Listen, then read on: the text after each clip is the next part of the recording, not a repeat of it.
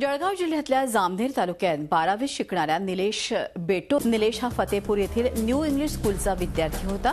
धारदार शस्त्राने त्याचा खून केल्यानंतर अर्धवट जळालेल्या अवस्थेत त्याचा मृतदेह सापडला आहे।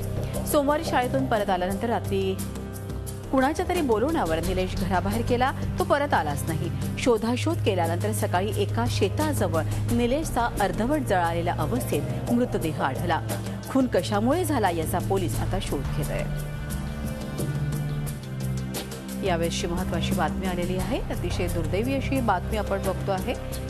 एका विद्यार्थ्याची हत्या करण्यात आलेली आहे।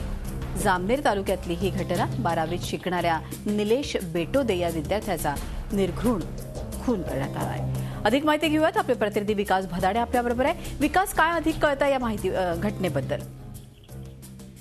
कालची घटना आहे मृदुला। त्या ठिकाणचा न्यू स्कूलचा विद्यार्थी 12वीचा तो दिवसभर शाळेत होता। त्याच्यानंतर सायंकाळी त्याला काही अज्ञात लोकांनी घराच्या बाहेर बोलवलं। त्याच्यानंतर तो घरी परतलाच नाही। त्याच्यामुळे त्याच्या आई वडिलांना काळजी वाटली। ज्यावेळेस सकाळी घटना उघडकीस आली त्यावेळेस त्या ठिकाणी त्या विद्यार्थ्याचा मृतदेह अर्धवट जळलेल्या अवस्थेत आला।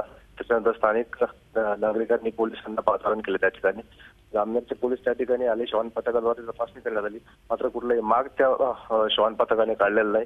अज्ञात मारेकरी या सगळ्या घटनेमागे दिसत आहेत। नेमकी घटना कशाने घडली अजूनही पोलीस त्याचा तपास करतात। बोला, निश्चित कोणावरती संशय सध्या व्यक्त करण्यात येतोय का? प्राथमिक माहिती अशी मिळते की साधारणतः 4 ते 5 लोकांची या ठिकाणी जामनेर पोलिसांनी चौकशी केलेली, मात्र त्यांच्याकडून अजून कुठली ठोस माहिती पोलिसांना मिळालेली नाही। नेमके मारेकरी कोण आहेत याचा शोध अजूनही पोलीस घेत आहेत। निश्चित विकास, धन्यवाद ही माहिती दिल्याबद्दल। विकास भदाणे आपले प्रतिनिधी आपल्या बरोबर होते। झी 24 तास रहा एक पाऊल पुढे।